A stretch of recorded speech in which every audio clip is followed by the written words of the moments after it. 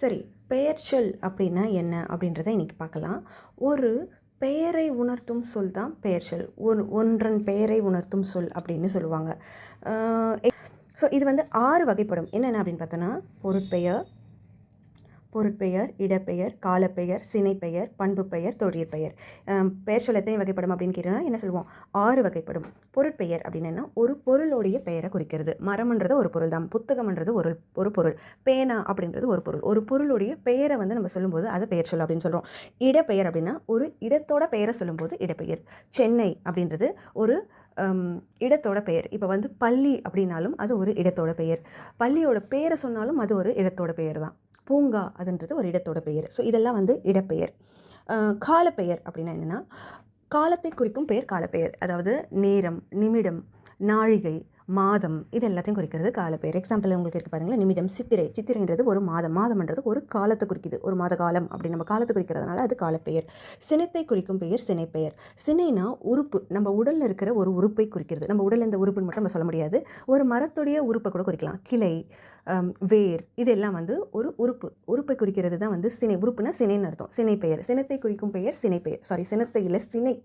ஓகேவா? ஒரு உறுப்பை குறிக்கும் பெயர் வந்து சினைப்பெயர். பண்பு பெயர் அப்படின்றது என்னென்னா, ஒருவருடைய பண்பு, குணத்தை குறிக்கும். அன்பு, பாசம். அது மட்டும் இல்லாமல் ஒரு பொருளுடைய தன்மையை குறிக்கும். எப்படி இருக்குது, எந்த ஷேப்பில் இருக்குது, எந்த நிறத்தில் இருக்குது, என்ன வடிவத்தில், என்ன நிறத்தில் இருக்குது. வட்டம் கேட்டாங்கன்னா இது என்ன பெயர்ச்சொல் கேட்டோன்னா பண்பு பெயர்ச்சொல்.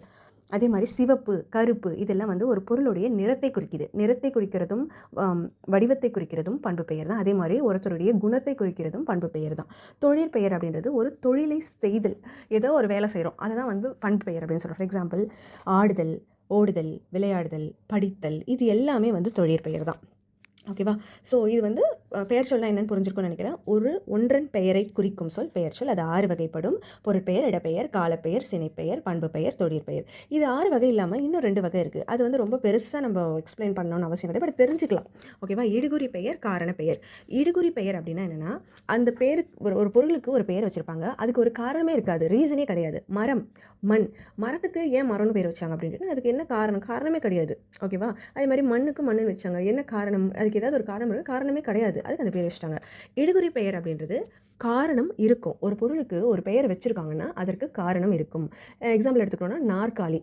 நாற்காலின்றது 4 கால்களை உடையது. ஓகேவா? அதனால தான் நாற்காலின்னு. நாற்காலியை வந்து கூட்டல் காலி அப்படின்னு பிரிச்சோன்னா 4 கூட்டல் கால்களை உடையது.